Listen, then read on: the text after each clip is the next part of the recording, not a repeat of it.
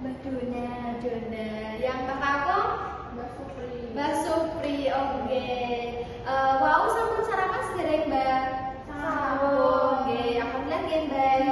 Baik. Di sini saya akan memberi dua sifat penyuluhan ya Mbak. Yang pertama sifat kognitif yaitu pemberian pengetahuan. Yang kedua yaitu psikomotor Mbak. Nah, psikomotor niku kita akan mempraktikkan apa yang kita telah nanti kita paparkan ya Mbak. Jadi sebelum itu apakah ditanyakan Mbak? Dereng Mbak. Oke. Apakah Mbak juga berkenan saya beri informasi tentang ini? Oke Mbak.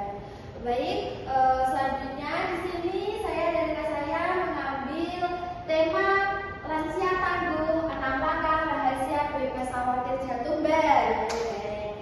Next, teman.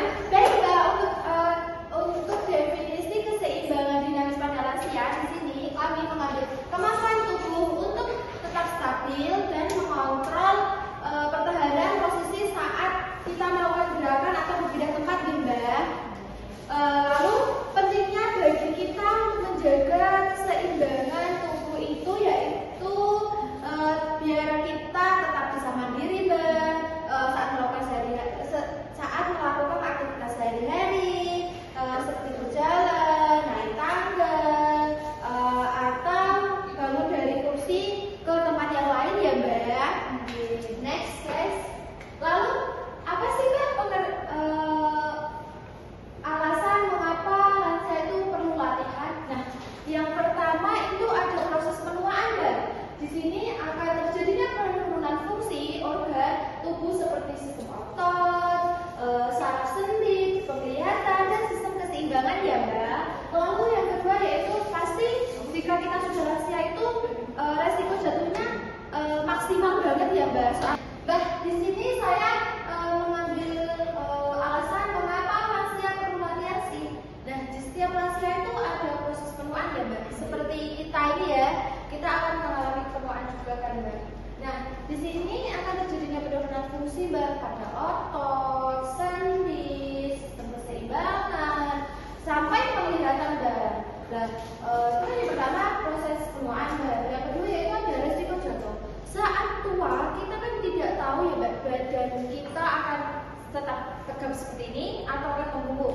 Dan itu akan bisa terjadi kegangguan keseimbangan tubuh ya Mbak, yaitu penurunan kekuatan otot kaki membuat lansia sulit menjaga stabilitas tubuh. Lalu yang berujung pada tingginya resiko jatuh sampai cedera gitu ya Mbak. Next. Nah, di sini kami dan rekan saya dan rekan saya mempunyai 6 solusi jenis langkah keseimbangan. Nanti kita praktikkan dengan teman saya nanti ya Mbak. Nah, yang pertama nanti berdiri seperti ini, jadi amati ya Mbak. Nanti kita memakai media tembok ini ya Mbak. Tembok yang di samping situ. Ada 6. Yang pertama berdiri dengan satu kaki, lalu berjalan dengan tumit menyentuh jari kaki, lalu memegang kaki, mengangkat kaki ke belakang. Next. Lalu bercincin, terus api dinding, dan yang terakhir berjalan ke samping ya Mbak. Baik, next. Nah, di sini saya dan teman-teman saya menyimpulkan bagaimana cara kerja dengan jenis kaki tadi ya Mbak. Yaitu yang pertama ada rangsangan motorik Mbak. Rangsangan motorik ini melalui gerakan otot yang berulang terjadi kontraksi yang meningkatkan kekuatan serat otot kaki sehingga tubuh menjadi lebih kokoh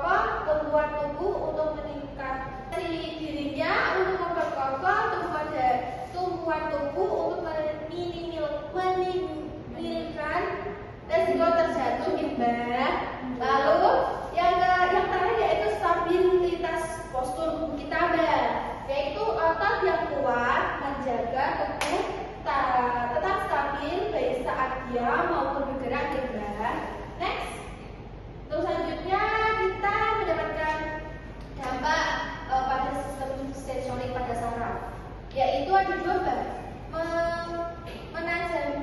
menjaminkan fungsi proprioseptif. Latihan ini latihan apa tadi nih Mbak?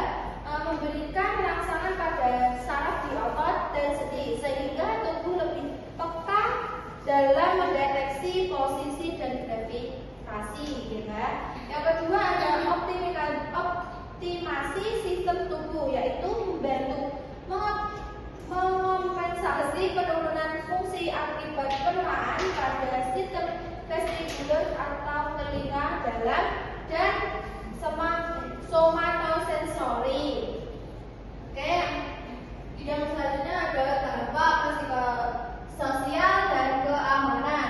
Nah, di sini juga penjelasan menurunkan resiko jatuh. Ya, nanti Bapak resiko jatuhnya itu berkurang. Misal ke kamar mandi, biasanya kan kalau lansia itu kalau ke kamar mandi resikonya banyak ya Mbak, bisa langsung meninggal, bisa yang langsung tidak bisa ngapa-ngapa, hanya bisa berbaring. Terus yang kedua meningkatkan kemandirian. Nah, kita bisa tidak menjagakan anak-anak kita Mbak. Kita bisa beraktivitas sendiri, kita mau ke pasar pon atau mau ke warung, mau ke dapur, itu bisa sendiri ya Mbak. Yang ketiga yaitu metode yang aman dan mudah. Nah, itu kita harus pintar-pintaran nih Mbak, sebagai lansia bagaimana kita menjaga keseimbangan dinamis pada lansia ini. Next. Nah, di sini juga ada keunggulannya Mbak saat kita tadi sudah melakukan 6 metode latihan tadi nih Mbak, yaitu aman, efektif, dan tanpa efek samping Mbak. Kalau memakai obat-obatan itu kan kadang ada efek sampingnya ya Mbak. Nanti bisa ginjalnya terkena atau yang lain bisa kan ya Mbak.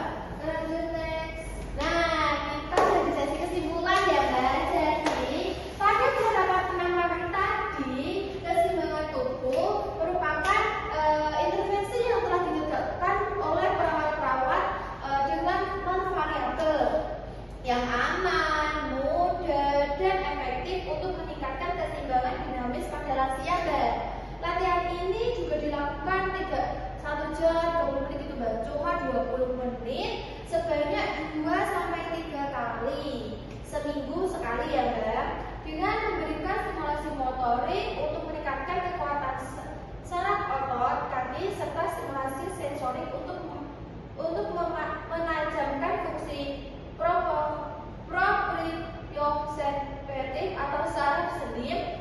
Dampak positifnya yang dihasilkan dari 6 langkah tadi yaitu mencakup peningkatan stabilitas postur baik saat diam maupun bergerak Mbak, serta peningkatan kelincahan fisik yang terbukti secara klinis menurunkan resiko jatuh secara signifikan. Dengan tumbuhan tubuh yang lebih kokoh dan sistem saraf yang lebih peka dalam mendeteksi posisi lansia, dapat kembali mandiri dalam menjalankan aktivitas sehari-hari sehingga tidak bergantung pada orang lain ya Mbak. Oke Mbak, sebelum saya melanjutkan ke sistem yang kedua yaitu psikomotor, sebenarnya apakah ada yang mau ditanyakan Mbak? Belum. Baik, kalau begitu saya coba ya Mbak, yang saya bertanya nanti Mbak Putri atau Mbak Kamu yang jawab. Baik, di sini saya tadi menjelaskan berapa langkah Mbak? Ada 6 Mbak. Ada 6, oke. Sekarang saya juga tanya nih Mbak, waktu ke kamar mandi atau aktivitas keluar Mbak butuh bantuan gitu Mbak? Tidak, belum ya Mbak. Kalau Mbak Putri? Enggak. Pakai tokat itu Mbak. Oke. Tapi kadang sendinya gitu merasa sakit. Oh gitu Mbak. Oke, nanti kita akan melakukan 6 tips tadi ya Mbak. Berarti benar juga nanti bisa mengurangi atau meningkatkan sensorik dan motorik pada sendi Mbak. Baik, terima kasih ya Mbak sudah bisa menjawab apa yang saya tanyakan. Terus selanjutnya saya akan serahkan ke teman saya untuk melakukan sistem psikomotor ya Mbak. Oke. Baik Mbak, kita ke sesi psikomotor yaitu praktik ya. Praktiknya itu sama Mbak, sama yang seperti dijelaskan teman saya tadi. Kita sekarang Mbak mempraktikkan dengan saya. Tapi sebelum mempraktikkan kita lihat video yang satu ini dulu, guys.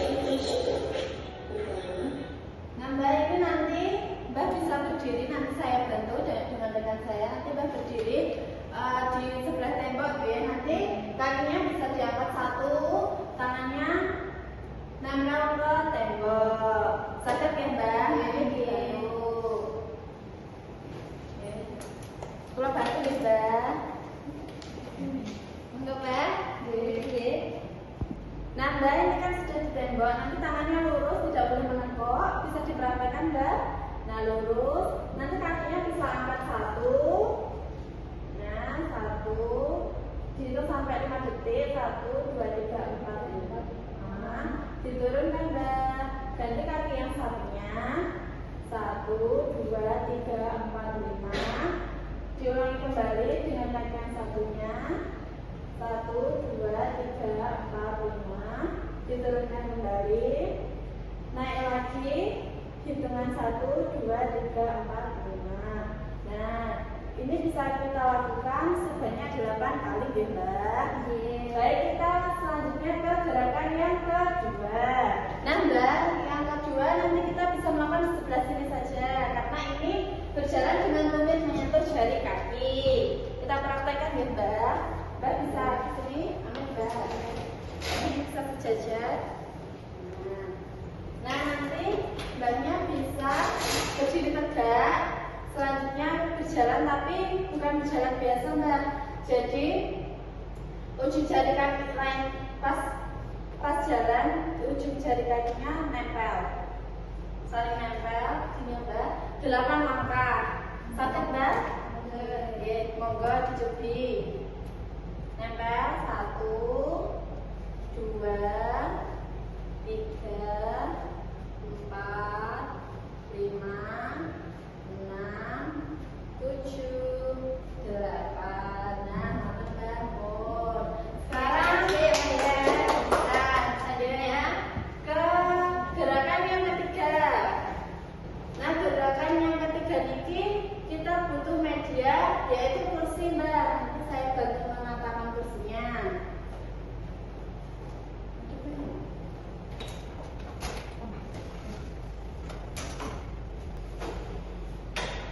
Nah, Mbak, ini Mbak bisa tangannya di sini, ya. Nah, Mbak, nanti tangannya berada di kursi. Tangan Mbak ada di kursi dari sini. Nah, terus kakinya mundur ke belakang. Nonton, ya. Tahan 1 detik mawon, nggak usah lama-lama. Bisa dicoba, Mbak? Kita coba, ya. Tangannya nempel di kursi, ya. Kaki kiri dulu, kaki kiri aku lurus ke belakang, kembalikan lagi, terus kaki kanan, kembali lagi, kaki kiri diangkat ke belakang lagi, kaki yang kanan diangkat ke belakang lagi. Nah, mata, Mbak, itu dilakukan 8 kali per kaki, ya. Selanjutnya kita lanjut ke latihan keempat. Nah,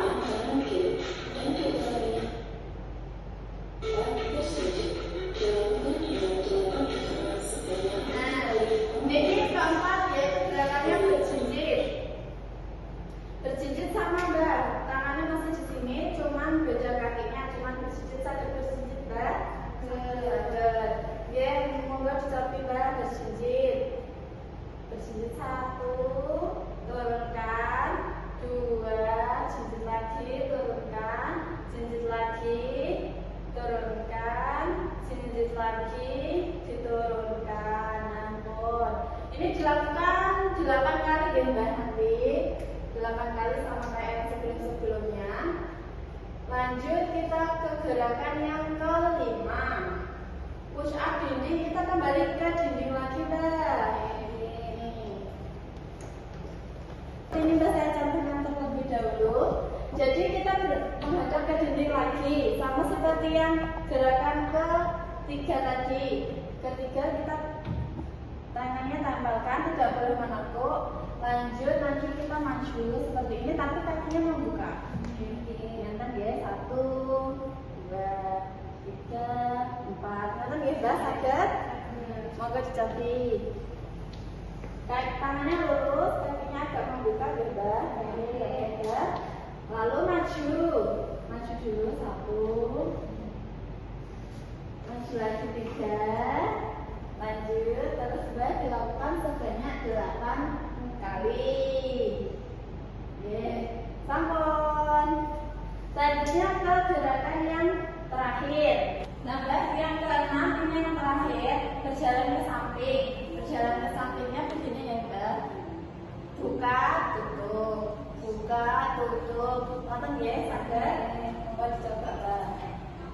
Buka, tutup. Buka, tutup. Kembali ke sana. Buka, tutup. Buka, tutup. Nah, tutup. Itu dilakukan sebanyak 8 kali ya Mbak. Nonton. Nah Mbak, itu tadi 6 gerakan latihan keseimbangan. Mbak sampai boten tadi latihannya. Capek ya. Nah itu tapi bagus untuk Mbak, jadi bisa melatih keseimbangan pada Mbak, biar Mbak itu bisa mandiri, ke kamar mandi sendiri bisa, nanti berjalan-jalan sendiri juga bisa, sama seperti yang teman saya tadi terangkan ya. Nah Mbak, ini tuh kapan saja sih bisa dilakukan 6 gerakan langkah ini. Jadi 6 gerakan langkah ini tuh bisa dilakukan 2-3 kali dalam seminggu. Mbak bisa melakukan kan? Ingat kan? Nanti nek boten mami kula beri oleh-oleh biar Mbak bisa belajar di rumah, bisa melakukan latihan keseimbangan ini di rumah. Ngoten nggih Mbak?